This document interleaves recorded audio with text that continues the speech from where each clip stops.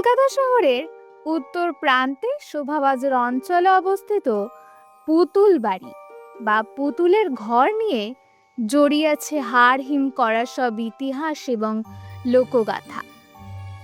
গঙ্গার ধার ঘেঁষে দাঁড়িয়ে থাকা বিশাল এই রাজকীয় অট্টালিকার কার্নিশে থাকা খোদাই করা রোমান ধাঁচের পুতুলগুলো থেকেই এর এমন নাম।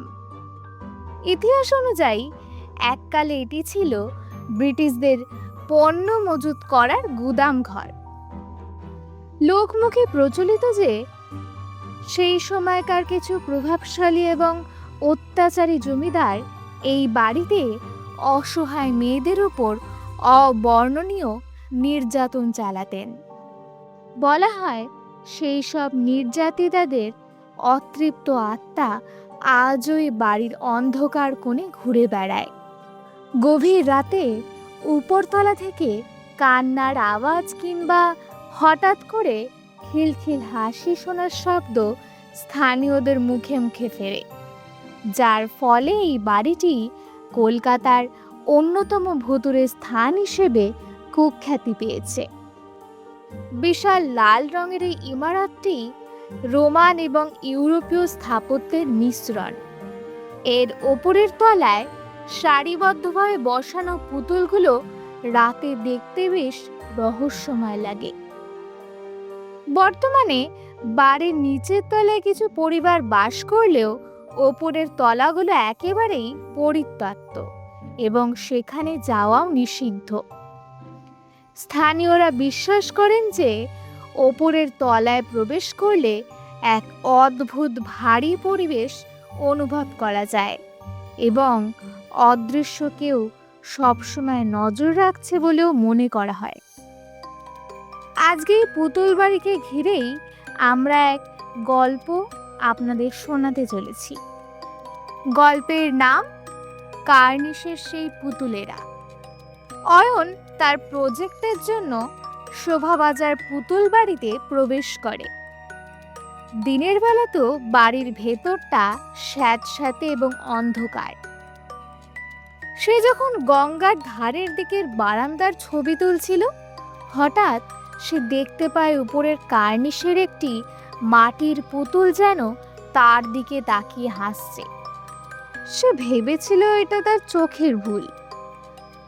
বাড়ির এক কোণে পরিত্যক্ত একটি ঘরে অয়ন একটি পুরনো ছেঁড়া ডায়েরি খুঁজে পায়।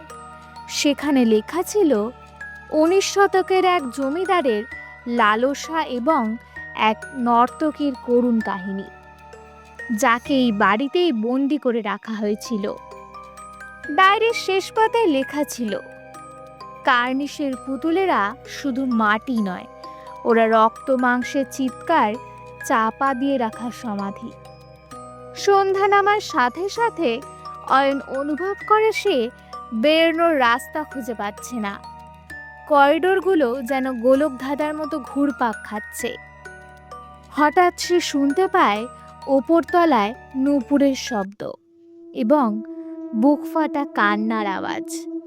ক্যামেরা লেন্সে তাকাতেই সে দেখে একটি ছায়ামূর্তি ধীরে ধীরে সিঁড়ি দিয়ে নেমে আসছে, যার পরনে শতচ্ছিন্ন ধুলোবালি মাখা একটি কালো শাড়ি।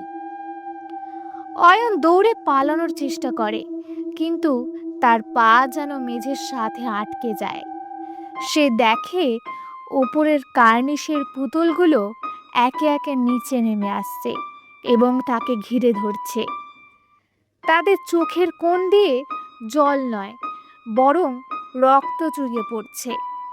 ডায়েরির সেই নর্তকী আসলে মুক্ত হতে চাইছে এবং অয়নকে তার গল্পের বাহক হিসেবে বেছে নিয়েছে।